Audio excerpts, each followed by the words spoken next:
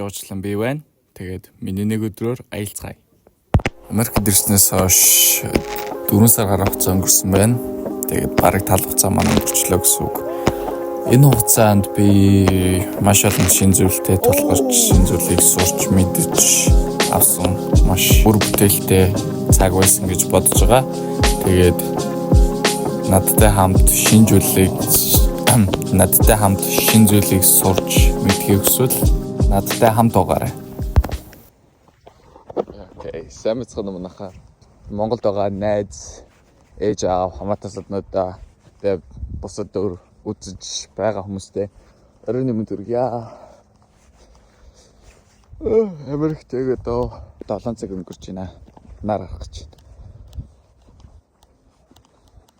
За тэгээд яагаад бичлэг хийгээд алхаж ийн вэ гэхээр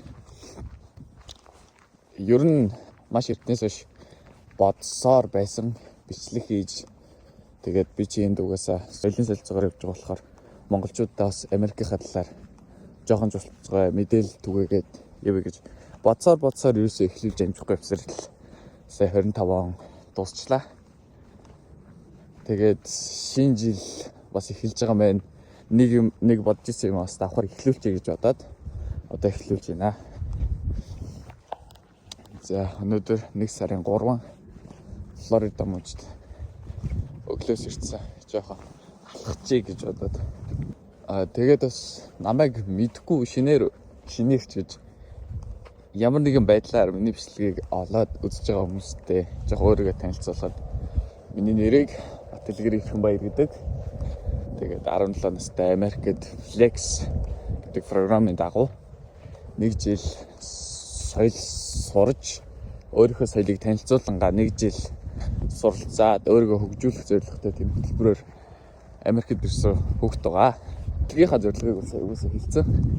Тэгээд би нэг иймэрхүү газар амьдардаг, нууртай. Тэгээд гоё өндөр модтой. Тэр араа. Бүтэн сар. Яг нарны сэрэг талд. За нэг 3 сонирхолтой мэдээлэл ихэд хэлчихье. Одоо энэ нэг аим шиг мод байгаа. Юм хометр унжсан салхинд амир эвгүй хийсч мэсээд байгаа. За энэ модыг чинь нэрийг мартцаа. За тэр ч яг тэр ингээд амир харагдуулаад байгаа зүйл нь одоо ингээ унжсан байгаа зүйл нь одоо монголоор хэлж мэдэхгүй байна. Англиар moss гэж хэлдэг. Тэгээд ургамал модноос унжиж ургадаг. Тэгээд ингээд ургаад дуусчихараа хийсээд энэ тэндгүй яваад бүр замраа юм байдаг. За дараагийн юм нь болохоор одоо манай Флорида гэдэг энэ мужид чинь алан төвчнөөс 5-аас 10 фит. Ер нь бол нэг өндөргүй далайн төвчнтэй бол нэлээд ойрхон. Тийм учраас одоо тэр жигтэй ингээд хөрсөн ис данс. За тэгээд дараагийн харуулах зүйл бол mailbox байна. Тэгээд нэг гоё таад нэг гоё кинон дээр хардаг да. Яг тийм mailbox. Тэгээд энд хүмүүс нь ээж мэлээ гэж тэгээд явдаг. Өөр бас манай энд түгээмэл ургадаг нэг мод нь одоо энэ хуш мод байна. Маш өндөр харж байгаачлан бол маш өндөр Америк өглөөний хоол. Жол нойроос сэргээ ингээ сакс тоглоод